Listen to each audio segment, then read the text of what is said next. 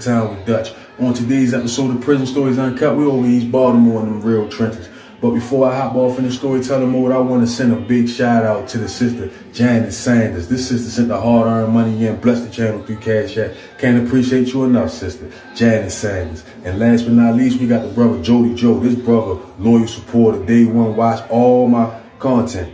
Can't appreciate you enough, brother, Jody Joe. Just stay locked in, pimp. I got us. Now that we got that out the way, let's get it. Grand scheme of things, during the kidnapping attempt that led up to the murder of Ike Man baby mother Marissa, not only did the hospital capture the shooting on camera, they also captured the license plates to the van, who was registered to some older gentleman that had reported his van stolen days before the shooting. Well, when the detectives tracked down the van, they had abandoned it way down South Baltimore somewhere.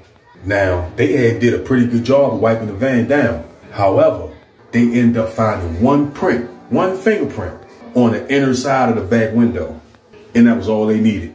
They takes the print, run the print through the system. The fingerprint comes back belonging to the good brother Four Fingers. So as soon as they made that connection, they issued a warrant for his arrest for first-degree murder of Marissa Hartnebread.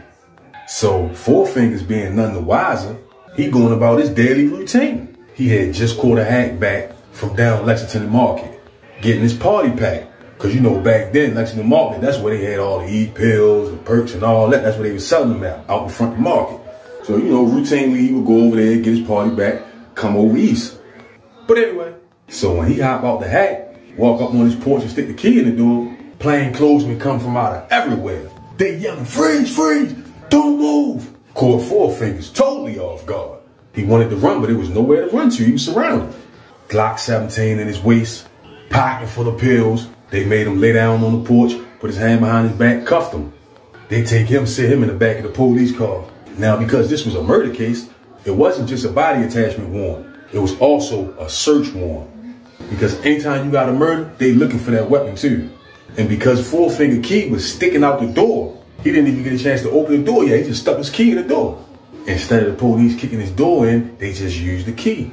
As soon as they open up the door, they get to yelling out, search warrant, search warrant. See, the whole time, the good brother Apple was staying with Four Fingers. Cause Apple had just came home and had nowhere to stay. So Four Fingers was like, you stay in the basement. Cause Four Fingers and Apple was like real brothers for real. They come up together. But anyway, so when they yell out search warrant, Apple run out the basement door and quickly gets apprehended by law enforcement in the backyard. Cause they had surrounded the house. They wrestled him down, handcuffed him, put him in a different squad car. Then Four Fingers, they had them in 2 different cars. So they go back in and search the house. They find a .357 Python in that 40 cal that killed Marissa. Plus, when they searched Four Fingers, he had the Glock on him. So that's 3 firearms recovered out that one location. But anyway, they booked Four Fingers and Apple. No bails, sent them over the jungle in that city jail. Now, obviously, this was a high-profile case that had connections to other murder cases. Meanwhile, back on Lafayette and Port Street, Breon sees the shit on the news about Four Fingers and Apple. He like, damn, yo,